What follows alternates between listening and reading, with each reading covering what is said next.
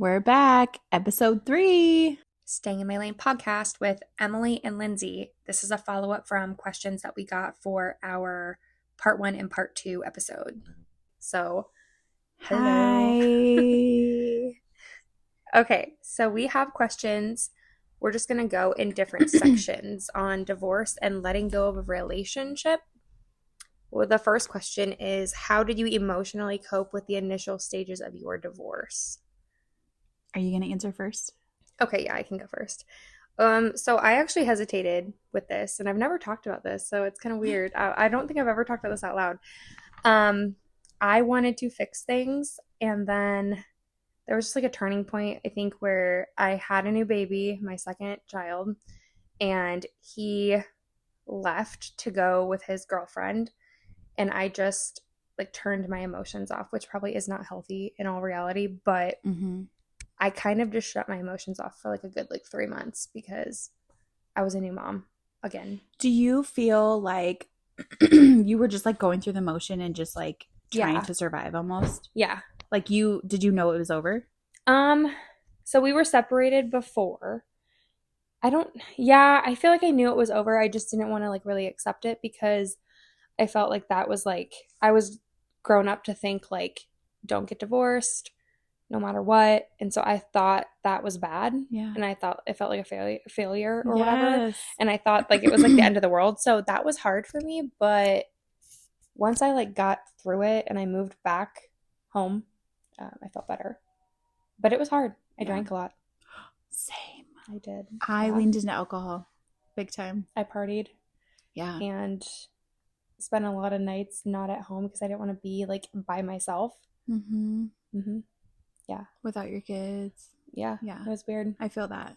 Yeah. Well, we even said like, I even told my story episode 1, I think, about how, well, and 2, I guess, but mostly 1 about how like I was so depressed through the separation initially that I was either drunk or in bed. Yeah. And like, that's such a simple way of putting it, but it's so true. Like, so true. Yeah. I was the same though. I spent like, when my kids were gone, I'd be sleeping or I'd be drinking. Yep. And that was it. Same. Yeah. And what an unhealthy way to cope. Now looking back at it. It's weird because if I was, well, I'm not saying I'm getting divorced, but if I was to ever go through another divorce, like I would not use alcohol or like partying or whatever to cope with the pain. Because you knew like it didn't feel good. It numbed it. And I then like a lot of my things came out on my next relationship, which was now is my marriage. So with Andrew. So we had to kind of navigate that together. For sure. Yeah. What about you? Yeah, same. Yeah. We're very similar in that way. And like I started going to therapy actually today again for the first time. Today's my first session. I love that. I know. After I originally went when I was going through my separation and divorce, and then I stopped because she retired on me. That was really hard. And she's like giving me names of new therapists and I'm like bawling, right? I'm like on her last session with me. I'm like, no, I can never see anybody again. And it's like a marriage. Oh my God. I was like, 100%. I was like depressed because of that. Like, I'm like, wait a minute. Yeah. This is kind of. Oh my God. Right. I just started therapy yesterday. You did? I did. Again. Why are we the same person? I love that. You said that. You was like, today. I was today like, after school. Yeah. Yeah. I went yesterday morning. So, yeah. I cried just a few times, but like before. Yeah. So I went to therapy to cope. I mean, like I was still doing like something good at least. I wasn't all the way an alcoholic, just part of the way. No. So, but then I was also going to therapy because I knew I needed help. And like my therapist, my first one was really good at talking me through like the healthy ways. She was telling me all the things I already knew, but I just wasn't doing it. Yeah. But I also was just trying to survive the first time I was going to therapy. She retired. I stopped therapy. Now I just started. My therapist today was like, what do you want to come out of this? And I'm like, well, first of all, I'm a completely new person. I'm a completely different person. Like I look different. I feel different. Like, and I was explaining like sobriety to her, like my journey on sobriety. And she's like, okay, so let's keep talking about that because that's not going to like just like go away. Yeah. Because I don't think I'll ever drink again, but it doesn't feel good to drink. Exactly. Yeah. I know. I love that for you. Yay. Thanks, Earhart. You guys can't see it, but we're doing that right now. But yeah, no, I would say like I coped definitely with alcohol, which was horrible. But I also leaned into like on a positive note, I leaned into like people that loved me. Yeah. And that do love me and wanted the best for me. I was just in such a dark place that I don't think I truly like I think I took them for granted a little bit because I just was like so self-centered that I didn't care about like anything else, anyone else. Like loved my kids obviously, but even them, I'm like when I had them, I was just going through the motions. I wasn't like truly enjoying fun moments with them, making memories with them. We'd do a lot of parks and stuff like that, but like that's how I felt though too. I was just like numb. Mm-hmm. It's the weirdest thing. So back home, 2 of my friends, we were all going through divorces at the same time, and we all dealt with it so similarly. But now, like, we're all remarried, and we've all had to deal with the same struggles too, because it's like they had the same kind of situation happen with their exes, and it was like the first friend got divorced, and she's like, just do it, you're gonna feel so much better. And I remember driving through like downtown Des Moines and crying. I had my hands on the steering wheel and I was like, I can't picture my life without this person. I know it's toxic, but I can't. Right. And so she's like, come home for a weekend, we're gonna talk. So I did. And then I was like, okay, fine, I'm done. But it was just like a split second decision for me. And then it was just like, okay, that's it. And then my other friend, she's like, okay, I'm getting divorced too. So we were like the 3 musketeers, like literally went through it all together. And we all had kids around the same ages. So we all hung out 24/7, but our custody schedules were the same. So when they were gone, we were drunk. Right. And we were out like partying until like unhealthy is that? It's so bad. You're not like coping in a healthy way. You're not sitting with your emotions sober. Not at all. With no like mind altering things in your body. All got married around the same time. Wow. We all have babies with our now husbands. Right. And there's completely different relationships. And it's kind of cool to see. It is. Yeah. How soon did you meet Andrew after your divorce? So I was separated in 2016. I divorced final in 2017, but like the process was a long time. We moved, me and the kids moved out in December of 2016. My divorce was final in May 2017 on Cinco de Mayo. Oh God. Yeah. Happy divorce day. Yeah, happy divorce day. Late. And then I met him in January of 2018. Wow. And so we started 2 years. Yeah. Right? Or is my math off? It was a year. Like about a year. Yeah. 17, 18. About a year. Okay. But like technically 2 years of me being single. Because I was actually separated from my ex when we got drunk and had my daughter, like made my daughter, you know? So it's like kind of just a bad, like one night stand type of thing. But yeah, we were not together during my pregnancy with her. So how lonely was that? It was weird. Sad. I went to every appointment by myself, which is why like my husband now, like Andrew, like now, like he goes to stuff with me because I have not experienced that. Wow. When he was born, he was there, my ex was there, but it was like, I don't like hospitals. I don't want to be here. Right. Okay, cool. And then it was like all about him. Yep. Well, I don't want to be here because I don't feel comfortable with girls. Okay, because we had a daughter next, you know, so it was like really weird. Yeah, it's like that's a weird thing to say. Well, foreshadowing, but, right? Exactly. But yeah, it was weird. It was lonely. Sad. I went to all my appointments by myself. I remember being in the hospital with like Braxton Hicks, and like my kid was with me because he didn't want to come get our son. So, because hospitals freaked him out. So again, making it about him. So I did a lot by myself. And then I lived in my car. So, well, yeah. Yeah. But it I don't know. It made me stronger. I wouldn't change it. Exactly. My cousin actually, she's been on the podcast, Ashley. Yeah. They live in the Des Moines area as well. And she's like, if I would have known that, like you would have come and stayed with us. And I was like, it's fine. It made me who I am. So I wanted to be independent. For sure. Yeah. And you had to experience like the low of the low. I was at the bottom. Yeah. Like my lowest. Yeah. I almost turned to drugs. I've never talked about that. I almost turned to drugs. at that point. I believe it because like when you're in such a dark place, like you don't care. Yeah. I smoked weed and I was smoking cigarettes all the time, but Yeah. I was like, well, what if I just try something? And then I was like, I looked at my kids and I was like, I can't. And then you like people like judge meth addicts or whatever, cocaine users. Like people judge them like, okay, yeah, they make really bad choices. But at the same time, like there's a reason why they're there. Yeah. Like, and it takes one time, like, and you're addicted, and not everybody can just get help. I mean, it takes a lot to dig yourself out of that. And I mean, like I said, like even with alcohol, with like us, like that took a long, I mean, I'm still working on it too, but like it took a long time for me to be like, okay, drinking every weekend is probably not a good idea. Oh, I was abusing alcohol. Like, okay, drink. I was just telling my therapist this. It's so crazy. This is like another therapy session. I obviously drink in high school, not good choices. Drink in college, underage, not good choices. Like got an MIP, minor in possession, you know. When I was 20, did the whole party thing at UNI, and then stopped drinking, you know, when I was like right out of college. But then right after my second child, I started abusing again. Like only this time it was like way worse. Just drinking to get drunk, like because I wasn't happy in my marriage. Yeah. And then it's like obviously got in trouble with the law again. Made really bad decisions when I was drunk or drinking. And like my family, my parents saw me, like they were like, this is not okay. I mean, they had multiple conversations with me. Yeah. When are you going to stop? I remember my mom screaming at me actually one time particularly. And I was like so hurt because I knew I was hurting myself and I knew what I was doing wasn't okay. But the only person that got me out of that was myself. Like my parents, who have always been there day one, obviously, since I was born, we've always been super close.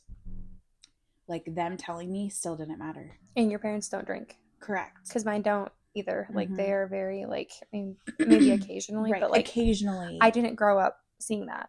Same. We didn't even have alcohol in the fridge. Yeah. So like for me to have such an unhealthy relationship with alcohol, not like there isn't even a healthy relationship with alcohol, now that I'm like thinking about it, like, but the two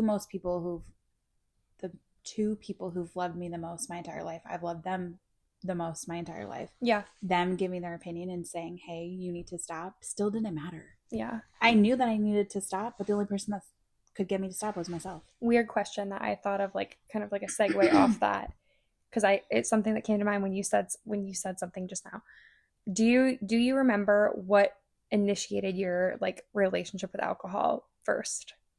Like what was your like first like interaction with it that like made it like a problem? Yeah. I don't know, because I feel like when you drink in high school underage, that's kind of a problem. Yeah. Well, because so fitting in. Yep. Right. Yeah, peer pressure. Socially, and then I was also like raped in high school, and that was when I was like, I'm gonna start drinking, and like ever since then it was like, wow. Yeah, and that was super traumatizing too. I had to switch schools. It was bad.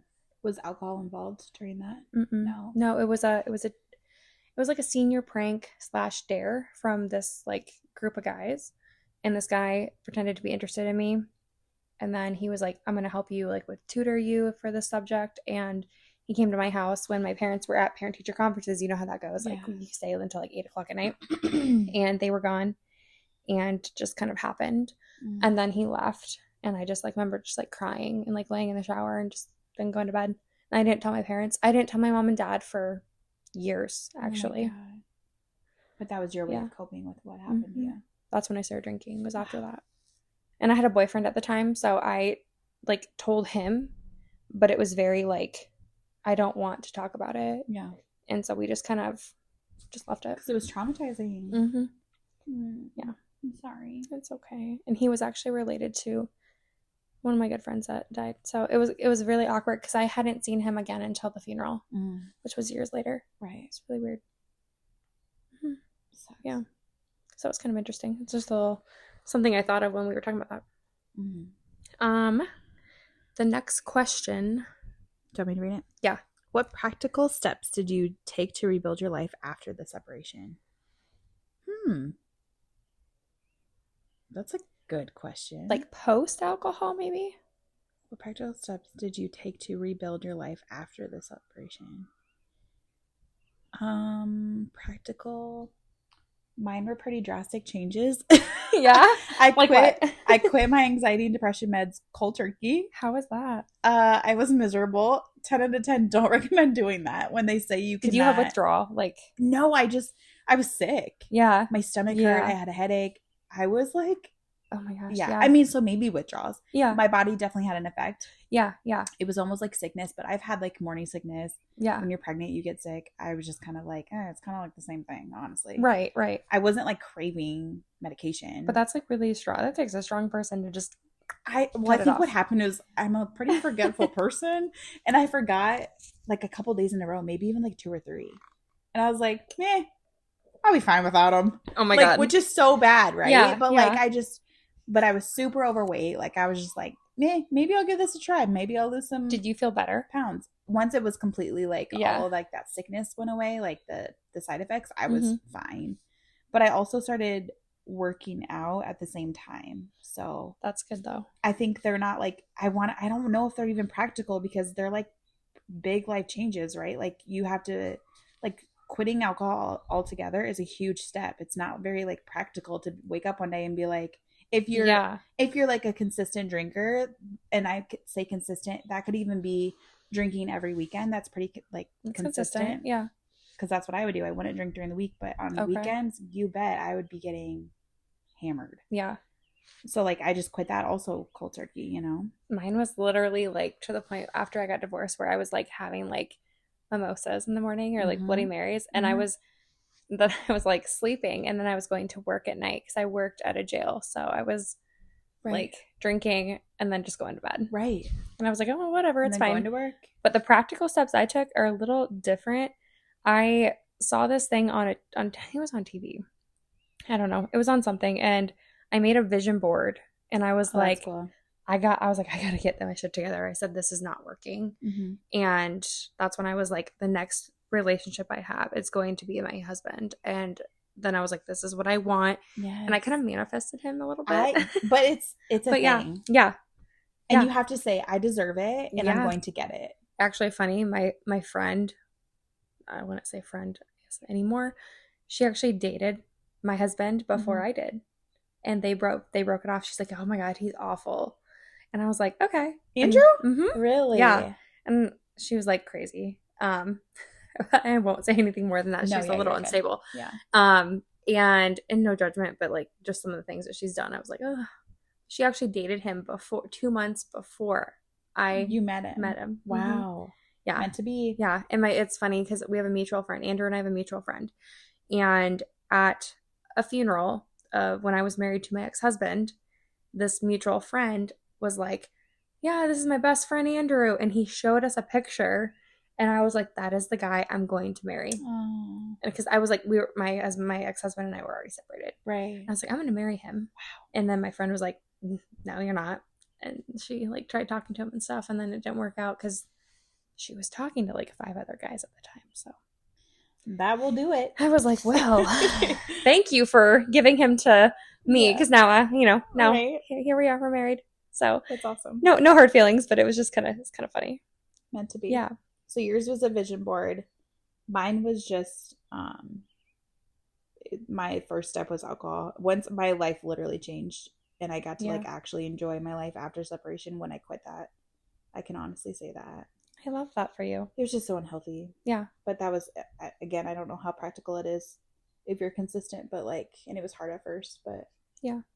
Pretty practical, I think. So no alcohol, start working out, do fun things that like make you happy, surround yourself with, I think maybe this is practical, surrounding yourself with people who love you. Yes. And that you love them. Like, and who don't make you feel like you're being not the best version of you. Yeah, and authentic, right? Like, yeah. I'm not surrounding myself anymore around people who I can't be like my truest form, like truest version of me. That's how I feel too. I'm not gonna like try to fit in, or I'm not gonna try like I want to be in friendships or relationships moving forward with people who I can't be myself around.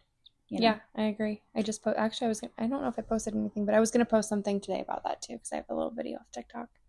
I was like, wow, that really resonated with me.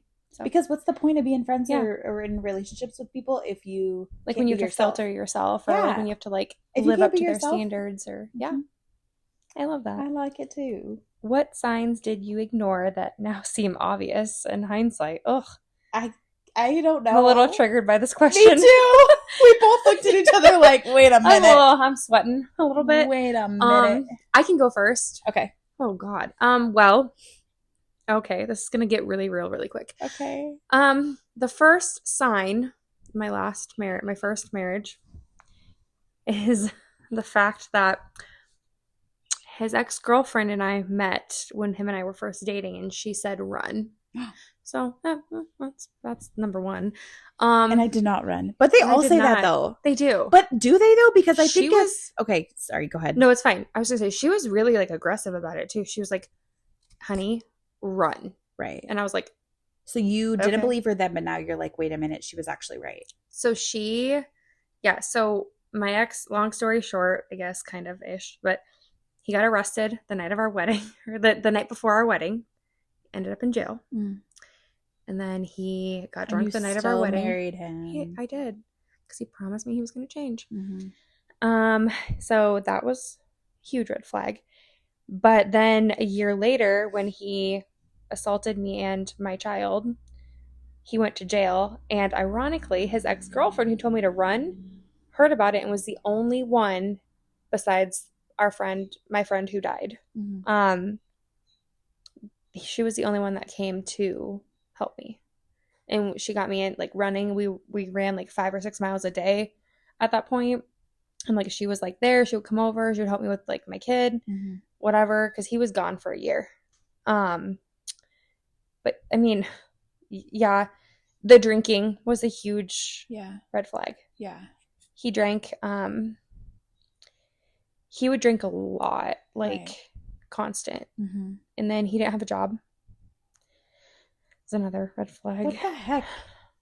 I was love bombed, I think, for sure. Because he was like, oh my gosh, like you're who I've been looking for. Let's have a baby. Yeah. And I was like, okay, I'm going to get off my birth control anyways. Well, then it was like, okay, let's get married. And it was like just like this narcissistic love bombing. And you were already in it. Yeah. And I was young. I was 20. Oh, for sure. 21 when I met him. So That's super young. Super young. And I was living my best life. I mean, I moved up to Ankeny, actually. And I moved up there with my best friend. We'll just call her like Brittany. We'll just call it Brittany. I don't know why I chose that. Good name. Old Brittany. Brittany. And so we moved up together. She had a party where she had illegal substances, and I was gone. Mm-hmm. And I came back to being evicted. And they were like, "You're out." Wow. And I was like, "Wait, why?" And they're like, "Your roommate." And I was like, "My roommate what?" "No, you're out." Wow. And I found out she was actually making meth in her apartment. So it's like, surprise. What the heck? You know? And so I actually didn't have any place to go. So I moved in with my ex-husband. Mm. And then I was like, surprise. So you were like homeless, basically. Mm-hmm. And then he bought me a puppy. Oh. Moved in together. Love bomb. Proposed to me. Got pregnant that day. How can you do all those things without a job? He got disability from the military. Mm. And he was living with 5 other veterans at the time. It was a frat house. Wow. And it stressed me out a lot. Yeah, I bet. And they were always hooked across each other. And that was like, I came home one day and I was like, get this, like 4 months pregnant. And there were like 4 naked girls like in my living room. And I was like, what's happening? And I was like, I'm leaving. And so that's when we actually moved out. Oh my God. Because I was like, this is not normal. No. But those are all red flags that I probably was those like. Those are like big red flags, and you still married him, but like no judgment. But he was like, he would always like apologize. Like, I didn't know they were going to be here. He would try to make it better, and you believed him. And then he would buy me things. Right. And when I was younger, I was like, oh, like, okay. These nice things are nice. Yeah. I like the necklaces or like the earrings, or he actually bought me a car. So like, right. Those are big things. Well, yeah, when you're like broken in your 20s. Yeah. But then I found out later, my mom's probably going to like kill me for this. I found out later that will she listen? Yeah, probably. Hey mom. Hey mom. They actually paid for my engagement ring. Who did? My mom and dad. Wow. And he asked them for money, and I didn't know that until after we were Oh my divorced. God. So that was weird. I felt really bad about that. Well, Like, yeah, but it was not in your control. I mean, yeah. if you would have known, you would have done something. Yeah, I will, and I didn't need a big ring. Like Andrew and I don't even have rings because Right. the dude bought me he helped buy us a house and a vehicle. So that's, I'm past wanting like the big materialistic things, but for sure. Well, when you're young and it seemed like a glamorous thing. yeah. Yeah. I feel that. It's kind of embarrassing to admit, but it's okay. That's okay. A little sweaty.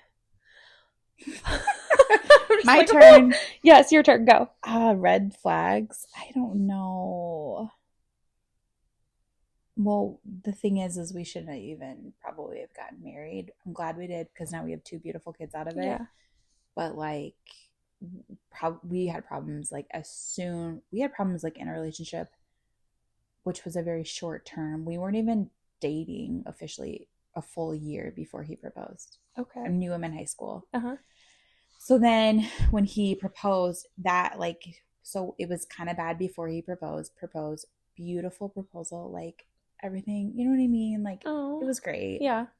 But then like, it just didn't get better. I mean, once the ring was there, it was like, okay, now we can be really comfortable and now we don't have to be respectful to each other. Okay, yeah. But I would say like the biggest thing for me would probably be like the name calling. I don't know. Like, that was huge. And then it, like you said, it just wouldn't stop. It would just keep going. Why do you think it changes? Like once you have the ring? I don't know. Probably like, oh, we won't break it off because that'd be so embarrassing. How embarrassing how embarrassing is that the whole town would know that you were engaged and then you didn't marry That's why I didn't cancel my wedding. Yeah. Because I was like, I can't not walk down this aisle. The next day. Yeah. And that's why I'm saying like no judgment because like I've been there. I've been in a relationship where I shouldn't have even married him. Yeah. But I should not even say that. Like that sounds really bad. No, I get it. But there were a lot of things that like we could have paused on or waited or worked it out first. Yeah. But then we were just so in it and we're like, no, like we're in love. Like we got to do this, which I don't know. Again, don't regret it. Do you look back on things and you're like, okay, there was a lot of good, but there was also like a lot of bad? Oh, 100%. Yeah. Yeah. So many good things. Yeah. Like, so many good times. But then I'm like, but there were also a lot of bad times. My next relationship, I'm telling you right now, is going to be so full of good times that we're not even going to remember the bad. Yeah. But unfortunately, I remember a lot of bad things. And I'm sure he does too. I'm not innocent. Yeah. I'm not perfect. But yeah, we should have just waited and chilled. But like I was telling my therapist today, like society just tells you, okay, this is what you need to do by a certain age. Oh yeah. And you need to have kids now because you don't want to be old when your kids are old. Like, oh yeah. Yeah. Or when they grow up. Yeah. So it was like, okay, we got to get engaged, then we got to get married, then we have to have kids. And we have to do it in that order. Yeah. You cannot go out of order and you have to do it by the time you're 30, by the way. I was out of order. I got pregnant both times without. And so what am I called? What is that name? I don't even know. A what? No, is that a hoe? I don't know. I don't know what it is. There's an actual like term for it. Oh God. I know. We'll have to look at it after this. Yikes. I can't even remember. Why can I not think of that? It makes me a little cringed. Oh my gosh, you're fine. Okay, so the next set of questions is on losing friends and letting go of relationships. Okay. This is a hard one because I can immediately think of one that like crushed my soul. Friends? Mm-hmm. Like a girlfriend? Yeah. How did you come to terms with losing friends once you once considered family? I've had a couple good, yeah. Yeah. I've had a couple close girlfriends. Do you want me to go first or you? Okay. So when I was, this aside, I've lost a lot of friends to death. And so that's one thing. Like my childhood best friend and I released her episode, part 1, this past week. We have part 2 coming up and then we're doing part 3 on how we met. Yeah. When we were in high school, we lost quite a few. I would say we probably know 11 to 15 people who've died. Oh like my gosh. A lot. And like a lot of our friends died. That aside, like without death, I was friends with a girl. Loved her to death. Still care about her. Her ex-husband and my ex-husband became friends because he was on the news in Des Moines. And he struggled with PTSD, used drugs, went on the news, started this veterans program. I reached out to her when I was in turmoil in my marriage because I was like, oh my gosh, like this Mm-hmm. is so similar. My ex-husband, used opioids. Yeah. And so her and I became friends Yeah. immediately. Like just that, like really, really, really, like we probably would still be friends today if things hadn't happened the way they did. Um, we became instant friends. That they were like parents to my son. And when her husband and my husband were hanging out, they started going through a divorce. They also were going through infertility issues. And my husband and I were getting a divorce at the time. And I got pregnant and she was not able to. Mm-hmm. And it just, yeah, like, kind of just was like that awkward, like, things are going to end. But then her husband ended up committing suicide after their divorce. Mm-hmm. And I actually was going to reach out to her and I didn't because her twin brother he died at the same time as her ex-husband committed suicide. And so we ended the friendship abruptly. Like, it was just one of those things where we both started going through divorces at the same time.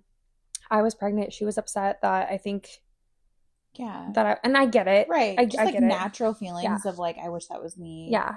And she has children now with her husband and I think it's beautiful. Good. But like, we don't, like, what's left in the past is the past. Like, we both had a really rocky marriage in our, in our own lives. And that was a really hard time for both of us. And so I feel like we just kind of left it where it was. I know friendship breakups are so hard and I don't think people talk about it enough. They don't. It's hard because you don't know how to respond to it either. Like, exactly. I've had 2 really good friends through my separation and then after my divorce. How did you go? Tell me about that. Well, so both of them were drinking related.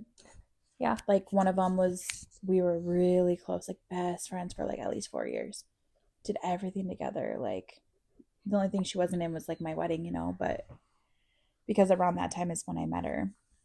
And then we went out one night and then, just like got drunk and she was a hot mess. I thought I was more sober than her. Like, I've done a lot of reflecting on that friendship and I'm like, how can one drunken night ruin a whole relationship? Like, and nothing even like really bad happened. Like, I thought she was a hot mess because truly, I think she was. Yeah. And she came home. We were in Des Moines for a concert and she, like, I called her. I'm like, hey, because we lost each other walking home from downtown.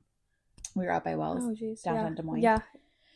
Downtown Des Moines, and she's like stumbling, reaching down for her phone, and like, I'm drunk, but like, she's way drunk. And I like call her. I'm like, hey, we lost each other. I'm heading back to the hotel. And she's like, what? Where are you? Blah, blah, blah. I was like, I'm going back to the hotel. She couldn't hear me. I hung up, texted her. I'm going back to the hotel. I have the room key. So when you get to the room, just bang on the door, right? Yeah. And so didn't hear from her. I pass out, obviously, because I was drinking. Didn't hear from her. I think I even tried calling her multiple times and she didn't answer. She comes storming in with a random dude and she has a boyfriend at the time. Oh, no. And I'm at this point in my life where I'm like, fuck all men, right? Like, she walks in with this random dude and I'm like half asleep. I pop out of bed and she's like, where the fuck were you? You left me. You walked away from me. I'm like, bro, no. Yeah. So that was just like a really weird situation. I'm like, finally, she's screaming at me. This random dude standing in the doorway, like, oh my God. He's probably like, what the fuck? I don't want to be here. So I'm taking it for a second. Like, she's screaming at me. I just start screaming back at her. So we're literally having a drunken screaming match. And he's just this random poor guy. Oh my gosh. He was like traumatized. Right. This poor guy's like, you guys should just like go to bed. I was like, that's what I was trying to do. But then you guys came inside. Like, she's like, well, what do you want me to do? Like, because I drove us down there. Yeah. What, are you just going to kick me out of our hotel room? I'm like, do whatever you want. I'm going back to bed. She's like, oh, so you're kicking me out? I'm like, I'm not kicking you out. I'm saying, let me go to sleep. Yeah. Let me go back to bed. Yeah. So she storms out, packs up all of her stuff, storms out. This is like a 4-year like best friendship too. Oh God. Storms out of the hotel room. I'm like, oh, finally I can go back to sleep. Yeah. Because I know we'll be fine, right? Mm-hmm. Yeah. Then she knocks on the door at like 5 a.m. This happened at like midnight. She knocks on the door at 5 a.m. Hey, can I come in? I'm like, yeah, sure. Like, I'm sorry. And she's like, yeah. And I'm like, like, she's not over it. I drive us home and she's like, so when are you going to go to therapy? And I was like, bro, what? Well, that's an invasive question. I was like, you're like, well, I know I need therapy, but Yeah. also like I told you I was going home to the hotel. Yeah. I honestly just thought it was like a drunken fight. She woke me up. I was pissed because when I'm in a deep sleep and like anyone, Oh yeah. you get like someone wakes you up and you're sleeping hard. I'm a psychopath Oh, when I somebody was wakes taking me it up. for a second and then Yeah. I just come unleashed. Yeah.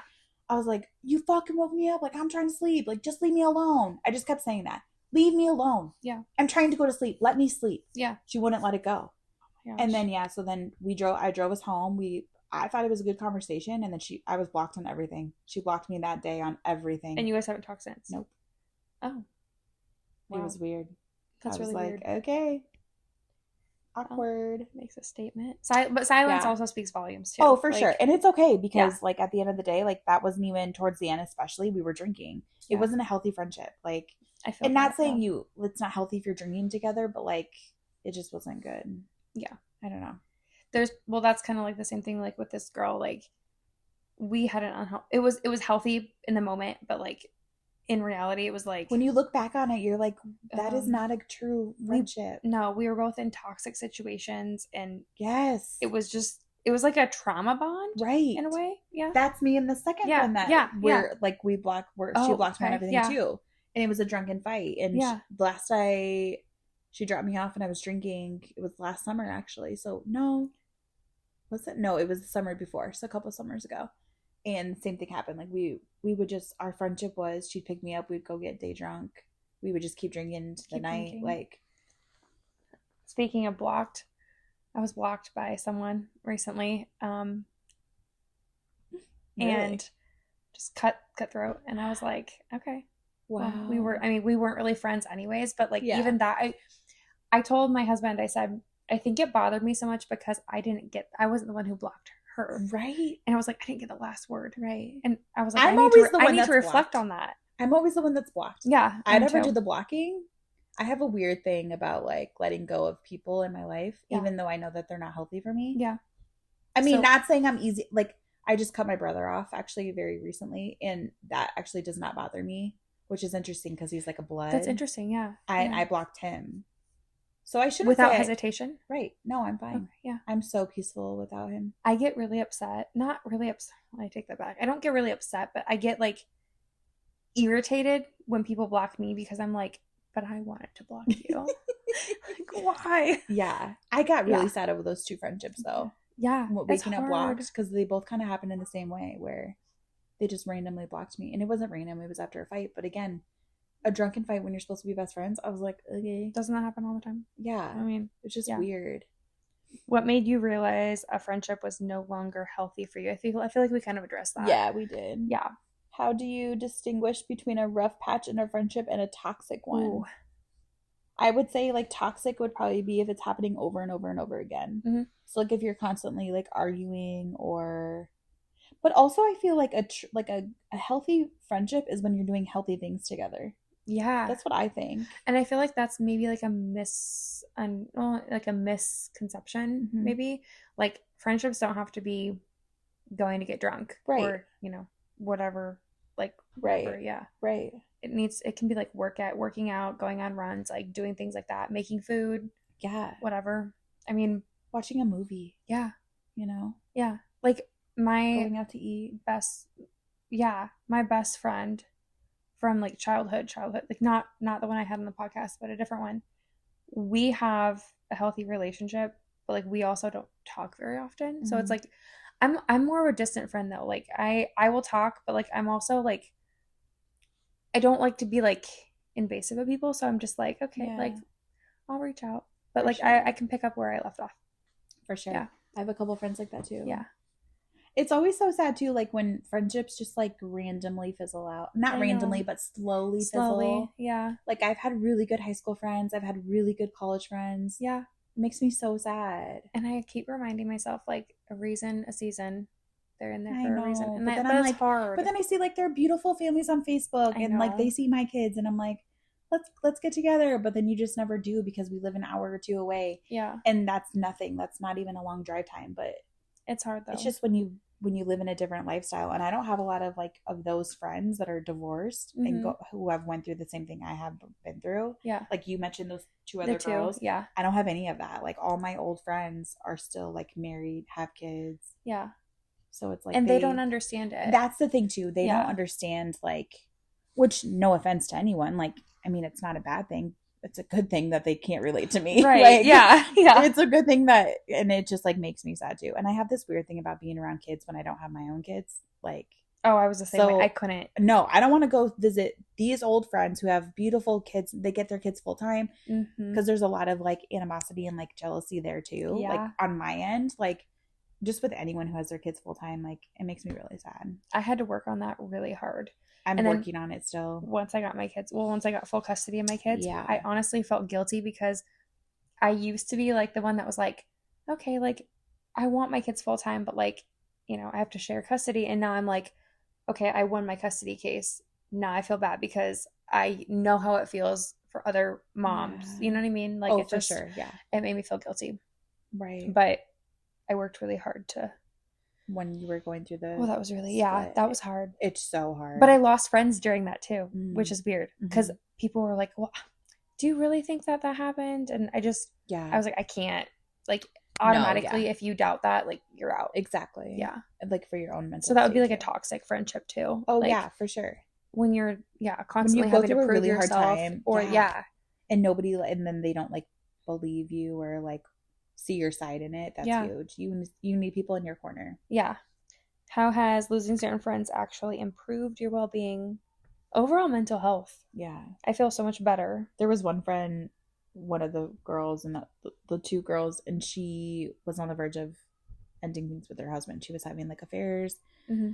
She was having a couple affairs on him. Like he knew about them and like still didn't like want to end things. And then maybe that's one reason why she blocked me cold turkey too, is because she knew that I knew a lot of her marital problems, and she ended up staying with him, like is still with him. So I don't know if like cutting me off was like a fresh start even for her in her marriage, because I knew details. I knew the guys' names. Like I wonder if that's why I got blocked the other day. Could be. I feel like sometimes when you know too much, people think you're gonna rat out. Like, and that's the thing. I even told her, I was like, I will never. Yeah. But maybe she just doesn't trust. She didn't trust me. I don't know. Like, it does me no good. Like, I mean, I feel too like I know a lot of things about people, but like I'm not. I know what it's like for people to do that to me. Yeah. So I'm not gonna do that to exactly. Like, because you know how it feels. But like, also, karma's gonna come around. Like, you can only dig your holes for so long. How did you open up yourself to new friendships? So this one was more referring to us and like how we didn't. I can't remember the exact. I looked at the question, but I retyped it because I was because we had a little bit of drama too at the beginning of our friendship. Yeah. Yeah. How did that happen? Like, how did so I, like you said, I remember being at Shiny Tip, but I don't remember like this interaction because I was drunk. Which one? Oh, the first time we met. The first time. Yeah. Yeah, but I didn't even like care. That was just people like talking crap, like. Yeah. And then we just we kind of talked after we were like crossing paths, and yeah, it was like a mutual thing. I thought that was like really beautiful though. I told Andrew that. I was like, that was a really I felt so relieved because I was wanting to talk to you for a while, and I was like, there was a huge misunderstanding between us. For anybody who doesn't know what we're talking about, probably everybody who doesn't know what we're talking about, but there's just a little miscommunication to where I think it was more other people causing the drama. Yeah. Than Yeah. So probably. I mean, but we talked it out. Yeah, for sure. And I think it just I don't know. Life is hard. It is very hard. But it's good to just, I think that's the biggest thing is communication. Like you always say communication with romantic relationships, but with friendships, that's huge too. Is huge too, yeah. Right. And work. Yeah. Anywhere, really. Honestly, that's the biggest thing I feel is, but people also communicate so differently. So sometimes when you're trying to communicate something or when you say something, people can take it the wrong way. Yeah. I don't know. It just, which leads me into the next thing. How do we stop each other, or how do we stop ourselves from reacting emotionally to gossip? I'm not fazed by gossip about me anymore. That just doesn't. Yeah. It doesn't faze me. It used to really faze me. It used to bother me a lot. Me too. Like I would lose sleep over it, Me too. but I don't. Yeah, but then like the let them theory is next on our list. I That has love gotten me that. through. I just kind of figured that out in the fall. It was kind of right when school started. The let them theory by Mel Robbins, but also I think just letting them talk, and it's okay because at the end of the day you can't control anyone else. Yeah. And like I always say, like if they don't pay your bills, then it's not I heard that worth it. once. Yeah. And it was a guy that I was talking to like months back. And I was like, there's some family though that like your family doesn't like my family. And he was like, I don't know, do they pay my bills? And I was like, you know what? You are so right. I love that. Though. You are so. Did they pay my house bill? Did they pay all the bills that I have in my house or in my life? Yeah. I was like, oh my God. And that was the first time I've ever heard that. Really? Yeah. And I'm 33 years old. Like, that's funny. Well, I mean, the let them, like the let them thing, the saying, like Mel Robbins' book is when I first heard it, but I was like, I love that. Me too. Like, let them. The coolest part is like, let people do what they want to do. Let people think what they want to think. Yeah. Let people do all the things, even if your name is in all of that.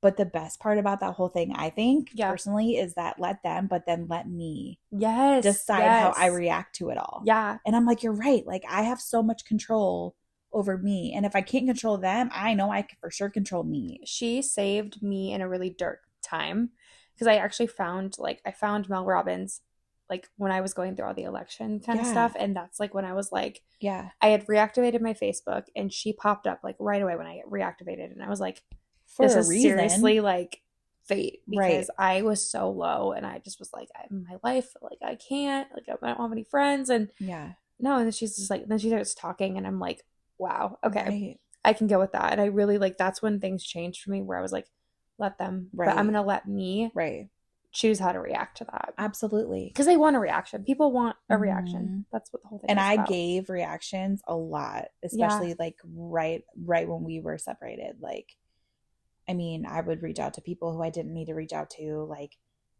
saying like, why, how could you say this about me? Or like, you knew that it was bad. Why would you go back and say this, or somebody ran into me and told a different person and was like we ran into each other in public, this person. And she went back and told a person, she was like, I don't know what Emily wanted me to say to her because she did this, this, and this to her ex-husband. And I'm like, I didn't want you to say anything to me, but I didn't just let her say that to that person. Yeah. If I would have like known about this theory, like it's okay to just let her do what she wants to do and talk how she wants to talk. Yeah. But then like also let me just not respond to it because what's the point? I feel like people who do the gossiping or whatever, like they want a response because then that gives them more ammo. Yeah. Which we talked about this on the podcast too. Like people are going to talk. I mean, but when we also like tell each other or like tell people how we feel, like that's not necessarily a bad thing. That's like sharing our story. Right. And people are going to have an opinion no matter what. So freedom of speech. Isn't that Second Amendment? I don't know what amendment. Andrew, where are you? Do you know the laws? So we don't know. I'm really bad with that kind of stuff. Oh my gosh. Oh. What do you want to talk about? The let them theory, or do you want to move on? I was looking at one question on here. What's the hardest part about letting people be who they are, even if it hurts? That was a really interesting question. What's the hardest part about letting people be who they are, even if it hurts? I did not tweak this question at all either. You know what this reminds me of? What? What's the hardest part about letting people be who they are, even if it hurts? It reminds me of my parents talking to me about stopping alcohol. Yeah. To stop drinking. Yeah. Like I can just like this question literally reminds me of my mom. Okay, I'm going to let Emily be who she wants to be, but it's killing me in the meantime. Like I'm not kidding you when I tell you they literally were just waiting for a phone call to say that I woke up dead. Oh my gosh. Like from drinking and driving or doing whatever. Yeah. And so there was a person recently the last couple months in town who did pass away, and they say that drinking was involved. Yeah. And my dad, one of the first things he said to me, he called me the next day, or he called me as soon as he found out, and he said, Emily, like, I'm just so thankful. Like, it could have been it could have been you. I'm so thankful it wasn't you. Absolutely. Like, thank God it was Yeah. not you. God bless him, like, for the man who passed due to drinking, but like also like thank God we Thank still God it have you, wasn't because you. we were Yeah. just waiting for a phone call saying that it would be you. But I don't know. I think that's That's because a it was good because question. I was hurting them, Yeah. you know. Yeah. What do you think when you think of that I think question? like when you see kind of like the same thing, when you see somebody doing something that you know is probably not the best thing for them Right. and you can't change it for them, you have to like kind of like watch them kind of hit that rock bottom. Right. That's hard. Right. Oh god, that's really hard. Right. I have a Yeah. friend who is going through a divorce, and she always talks about, like, well, he did this, he broke the no contact order again, and he did that. And I'm like, I've given my advice knowing that she probably doesn't want to hear it. And it's kind of ruined our friendship just a little bit, because like she isn't really appreciating the advice. But again, I shouldn't probably be giving it to her. But I think it's easy to like do that when you care so much too. And you see them hurting. Yeah. And like if you've been in a situation going through a divorce, for example, like you know how it feels and you want to be that empathetic friend too. Yeah. So yeah, no, that was a good question. But then it's hard, because then if they're not like willing to hear it, just like I wasn't willing to be told that I needed to lose weight, or told to stop drinking, then I don't know, it's hard, because like every time my mom would make a comment about my weight too, or my dad, like, love them so much, they truly want what's best for me, but again, nobody. I feel that because my mom and dad, I mean, I'm trying to, that's one of my fitness things right now, but like then like also like do they make expanding comments about your they weight? have, I mean, and I get it comes from a place of love. Like I've gained, so it's really funny, Andrew and I talked about this not too long ago. A lot of my inflammation started when the drama started, and I think I hold on to stress and people's, I believe it, like I hold on to that through my inflammation. I believe it. Yeah. So like the more I like let go, that I'm was starting me to lose weight. Yeah. But then we're also like want to have one more baby, and so I'm like, but it's fine, but I think you hold on to, like for me, I feel like sometimes it's easier to hold on to your weight because you're holding on to other people's stress or drama or for sure, whatever, and it's a real thing. But again, like the comments, like coming from hurtful. Coming from a place of love, but like, come on, I already know. I see myself every day in the mirror, like, you don't need to tell me. I know, I wake up and I'm like, today's the day, but I have been more consistent lately, so I'm trying like to. And honestly, like mentally, like I think you're doing great. You seem like it anyway. I do. I feel good. I mean, and the thing is like, whether it's work, whether it's personal, people are going to have opinions. And if they're offended by something you say, if you're speaking your truth or if you're doing something that's good for you, that's on them. Right. But it's also like telling the truth, telling people the truth, even if it hurts. Right. There you go. Like exactly. With certain things that are said, if it hurts you, maybe reflect on why it hurts you. And I know that's like with the weight thing, like that's hard for me to do, but I'm trying to do that. But with like even like professional or personal things, like if you're bothered by something, maybe look at why you're bothered by it. Right. I think we should get into the sobriety questions because I'm really excited about this. Okay. We've touched on it a lot this episode, but totally fine. I'll keep talking about it. How did your life look before you committed to sobriety versus now? I don't know. I mean, I have a question that just came to mind. Like, what was like one, like if you could think of like a huge influential drunk moment that was negatively impacting your life, like I've had so many. What's like one that stands out that like, you would do differently if you were sober? Well, I wouldn't drink and drive, obviously. So the OWI was like a huge thing for me. That was like a huge, that was a wake-up call. That was when I decided to stop. Yeah. But that's not the last time I drank. So like I went a couple months sober, and then I caved with the friendship that didn't work out. She would like peer pressure me knowing that I went through an OWI. Which is not okay. No, I don't like that. Lindsay, she would, one time we were out to eat, and it was a Casa Blanca. There's like a bar side and there's like a restaurant side, right? I've never been in there. It's really cool. It's a steakhouse out by like the hotel. Oh yeah, okay, yeah. The hotel on like 169. And we're like, great, let's go get like a good dinner, you know? I'm like, I'm sober. Like, I just want to like eat a good meal, drink lots of water, whatever. So we walk in and right, their bar side's right there. She goes, oh, we gotta stay here. And I'm like, no. How about no? How about we go to the restaurant side? Because I'm really triggered right now. That's a temptation. So super trigger. Yeah. Super tempted. So we're sitting on the bar side because she got her way. And she plays music. She's drinking. She's dancing. She literally is like, come on, you can just like try a little bit. And tries pouring her like little martini glass like down, literally down my throat. And I'm like, okay, love you as a friend, but like this isn't really friendship behavior. No. True friendship. Like, yeah, no. You have to at least respect that I'm not going to do that. And I had no self-worth at that time, even though I was like beginning the journey. Yeah. And I was like, that's funny. But then looking back, like it wasn't funny. Did anybody like notice that going on? It was just me and her. Oh. But she was like doing it like in a playful, fun way, but it wasn't fun. Yeah. Like I just was like trying to play it off like it didn't bother me because I'm like, it doesn't really bother me. But it should have in the moment, you know? Yeah. But so I don't even know why did I start talking about that story? How your life looked before you committed to sobriety? Yeah. Oh, you said the one moment. What was the moment? Like, what would you do differently? So, OWI for sure. Yeah. MIP when I was in college. Yeah. I've been date raped a couple times. I'm trying to think what else. That's about it. How would you respond to that situation differently now that you're sober? If somebody was like, here, have this, and like... Well, obviously not take it because you're sober. You just like... Pew. I would punch somebody if they tried to shove alcohol down my throat. The cool thing is like I'm not surrounded by that anymore. That's true. Yeah. Like if I go to the bar, it's to drink mocktails, and I haven't stepped foot into a bar for a really long time. But also to listen to music and do live music. I love that. That's my favorite. Andrew and I have been doing comedy shows. We went to a comedy show. That's right. Yeah. Recently, and it was so fun. Oh, this is a good one. My life would look so different. I just went to Kelsey Ballerini.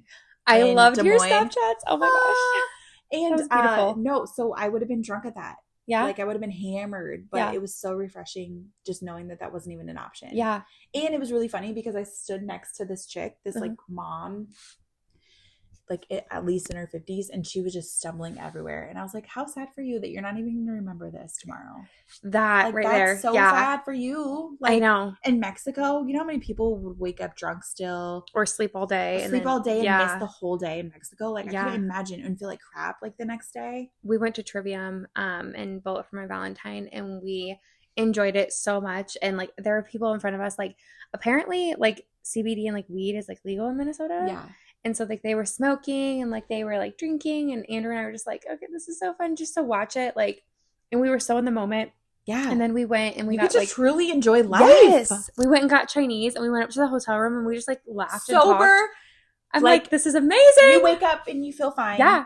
You're not like, and like I went to Morgan Wallen a couple years ago, got hammered, right? Yeah. Had a blast. I'm not saying it wasn't fun. I had so much fun. Do you remember it? I do. You do? Okay. I was like a perfect drunk. Okay, yeah. Like I was buzzed a little bit. Yeah. And then like when I started to feel like, okay, I'm going overboard, I'd stopped. Yeah. I actually, for one time in my life, I could control it. Yeah. My alcohol during that specific moment, I mean, there's a handful of times I could have controlled it. But, right. But it was cool because like I had fun, but then I woke up the next day and I felt like absolute garbage. Doesn't it feel good to wake up and not feel Yes, because I'm like, okay, then you get to like reflect on your really good time you just had and not focus so much on how you're feeling and like, oh, I'm so sick or... I know. That's the best part. We got up and worked out together. That's crazy. And then we went on a walk for like an hour and a half. It was so beautiful. I am telling you, alcohol is literal poison. It's demonic. It is so... We talked about this last episode. Yeah, I did some more research on that. Holy cow. I want to do research too. Yeah, it's pretty cool. TikTok rabbit holes. I'm just... And like, I feel so much more in control of my life. Mm-hmm. But yeah, there's like all the bad things that have happened in my life are pretty much directly related to alcohol. Same. Almost all of them. Same. And I noticed when I was drinking a lot, I would eat shitty food. Yep. Now... like Andrew and I, we got like the Chinese or whatever after the concert, and it was like good Chinese. It was like really good Chinese. Mm-hmm. But I don't feel like I'm like shoving my face full of food anymore. Right. And like the other day I was like, I'm really hungry. And I was like, I really want some tomato juice.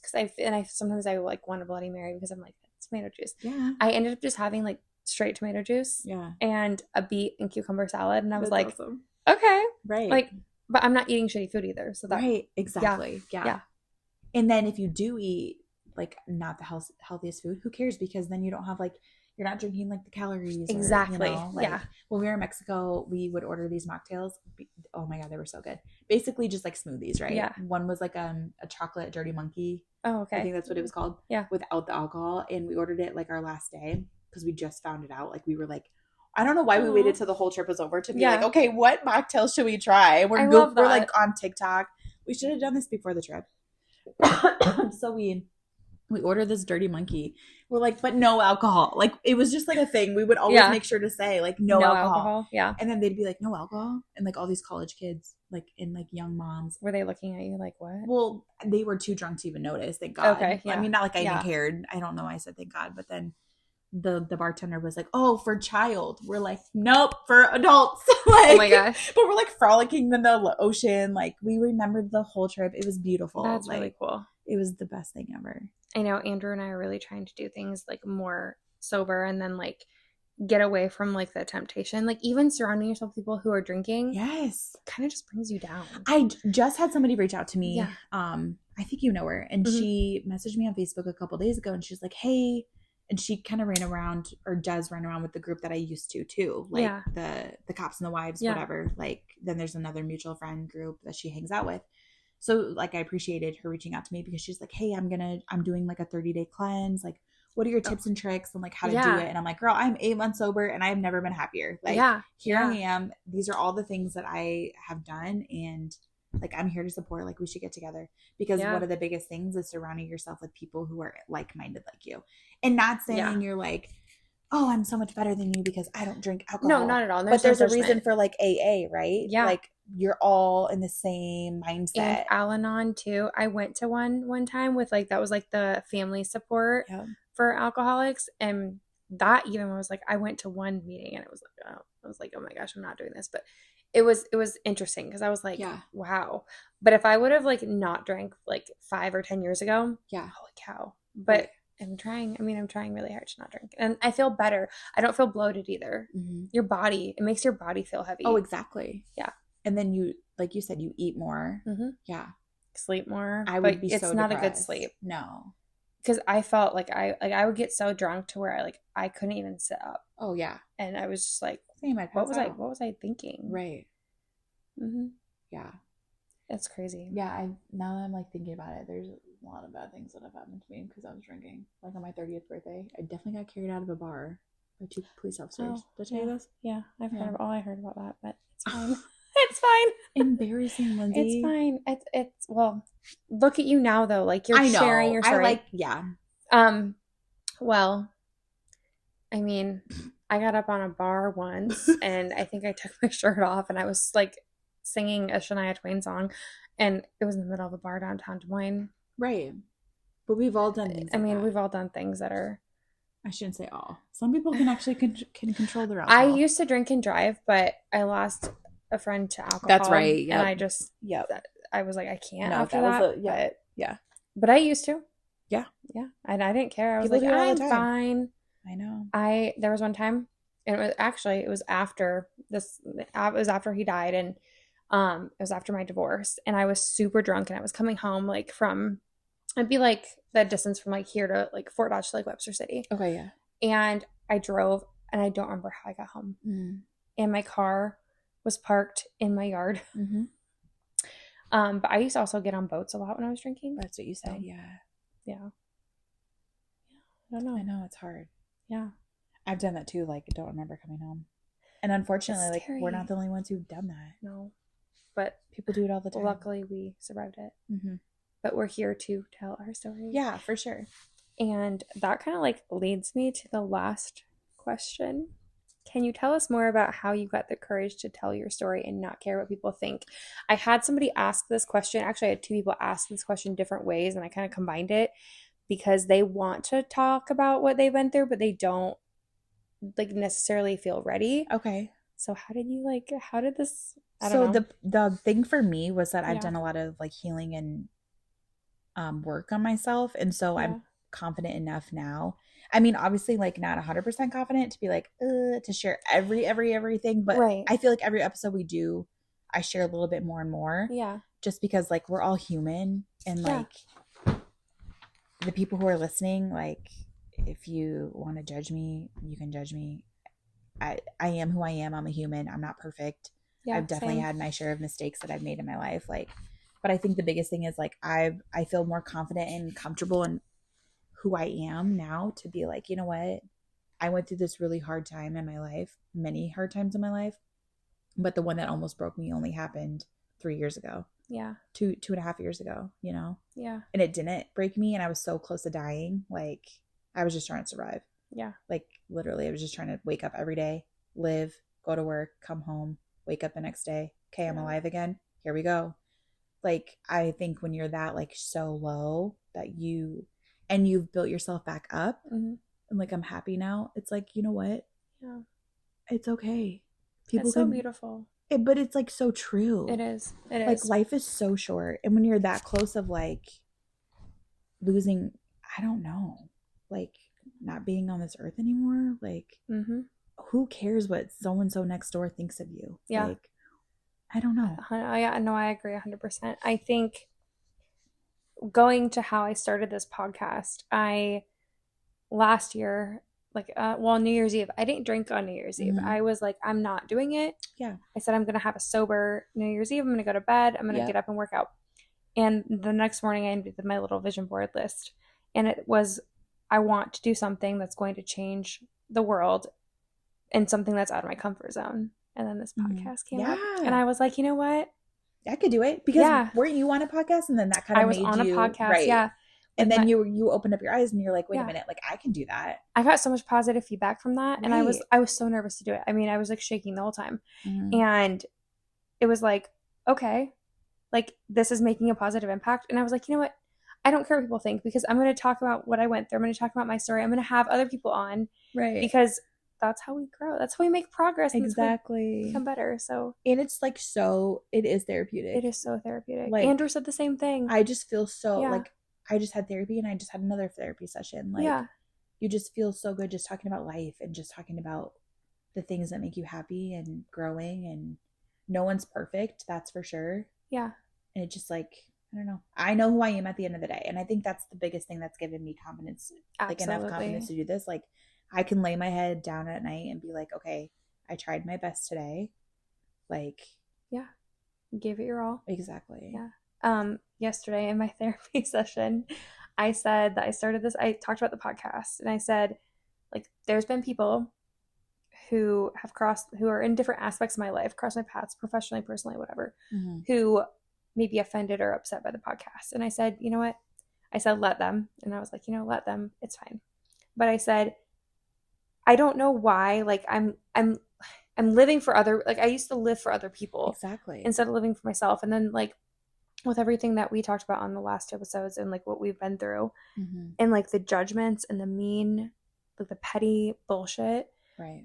I just was like, you know what? I have to like cut that. Like it's cut the cancer out. That's what my cousin says. She's always like, just cut the toxins. Yeah. Cut it out and just throw it away. Yeah. And like heal yourself, you know? Exactly. And I think that's really like, that's the whole point of kind of like where it was like, you know what? I'm just going to speak it. And so like the first episode and the second, we talk a lot about like the bad things that people have done to us and talked about us. And so like it's refreshing. This episode we didn't focus on that because it's the good stuff. Right. This is all good stuff. Like, but it kind of leads up to everything, right? Like, yeah, but it's reflecting too on like how we've grown and how we've healed, which is, I think, the whole point of the podcast, that, you know, you can go through these things. Everybody can go through these things, but it's getting to the other side and kind of looking at yourself from a different lens. I like that. Me too. No, I'm happy. I love these questions, and they were really good. I had to adjust some of them, but that's okay. Keep them coming, people. Yeah, we can give you guys advice. I mean, we're not any close to Mel Robbins, but I know. Well, we talked a lot about sobriety and alcohol this time, but we like next episode, maybe we don't have to talk as much about relationships, maybe. And because there's still some questions on here that I like. Yeah, I didn't talk about dating or anything, but because I'm still like in that weird in between. That's why I asked you how long it took you to meet Andrew, because I'm like, okay, it's been 2.5 years. I mean, Where are you? I definitely did not have that long, but I feel like I kind of rushed it. But well, I'm at 2.5 years. I'm happy I rushed it. So, I mean, what happens if it's like year 3 and I'm like still single? I mean, I have a friend who's on year 6, Ugh. but she's happy. So, well, the thing go is, girl, right? But that's the thing. But you're not settling. No, I could. That's what I love. You know how many times I could have settled? Yeah, but you have self-respect, right? And there were a couple times where I was like almost all the way in, and I was like, nope, red flag. It's better than my paying to do laundry with Alabama boy. Oh, Alabama. Oh, I don't know where I wonder where he's at. Right. Because he worked on that pipeline thing. Wow. That came through Iowa. Right. I got $500 is $500, guys. But that was not supposed to be a sexual comment. That is purely laundry related. I love it. I love laundry. See episode 2 for that story. Yeah. Right? Was it? Yeah. Or was it 1? I think it was 1. I think it was 1. That's funny. I mean, a job. It's a job. Money is money when you're a single mom. Just don't be doing any, prostitution. Right. Just correct. But if you want to do laundry, that's the laundry business. I actually thought about opening a laundry business when I was younger because I love doing laundry that much. And then instead of doing that, you just did some random man's laundry for money. I mean, and it wasn't really that bad. It was just, hey, I'm going to take you to dinner to pay you for the laundry. Okay. Oh my God. Here's some cash. Okay. That's awesome. It's fun. I love it. Yeah. It was an ear to listen to me talk about. He must have really been lonely. He was. Oh, poor guy. Wonder who he's paying to do his laundry now. I don't know. His name was Coda. Oh God, Coda, if you're listening. Where are you? Lindsay's not single and can't do your laundry, but I can. I have a match for you. I met him on Tinder. I'm going to have to tell you that story out there, though. Because the picture, I have to tell you about the picture. Was it a laundry basket? No. It's American flag Speedo. with Billy Bob standing next to him. Billy Bob. That was his name. With a little smiley face drawn on his stomach with bacon grease. The most Alabama thing I've ever seen in my life. Oh my God. I just told that story. It's fine. Oh my God. Sorry, Coda. And Billy Bob. I need $500 ASAP. Fly your laundry to me. Fort Dodge Airport. Direct flight. Yeah. Cheapest flight you'll ever have. Oh my gosh. Oh my gosh. Oh, I hope you guys enjoyed our Q&A. Send more questions. This is fun. Bye.